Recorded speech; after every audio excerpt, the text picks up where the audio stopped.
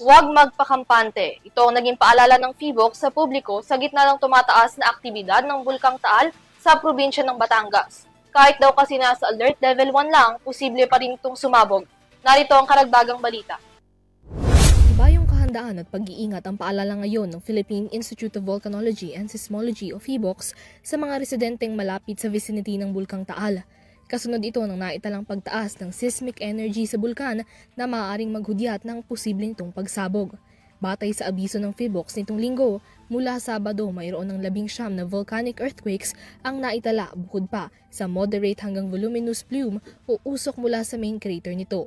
Ayon sa PHIVOLCS, ang pagtaas sa real-time seismic energy measurement sa bulkan, maging ang steaming ay maaaring magresulta sa isang phreatic o minor phreatomagmatic eruption. Batay naman sa summary observation sa aktibidad ng Bulkang Taal sa nakalipas na 24 oras, 5 volcanic tremors na ang naitala na may 450 minutes na haba.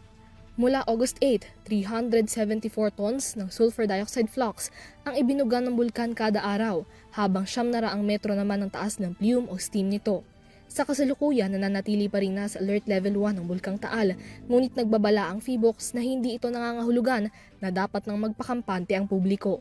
Sa ilalim ng Alert Level 1, posible ang mga biglaang phreatic eruptions, ashfall at expulsion ng volcanic gas. Mahigpit pa rin pinagbabawal ang pagpasok sa Taal Volcano Island na itinuturing na permanent danger zone, partikular na sa main crater at daang Castilla Fissures, maging ang paglalayag sa Taal Lake.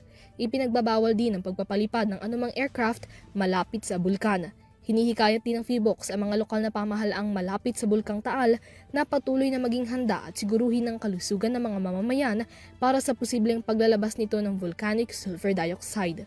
Para sa EuroTV News, Mia Layagin, sumasaludo sa bawat Pilipino.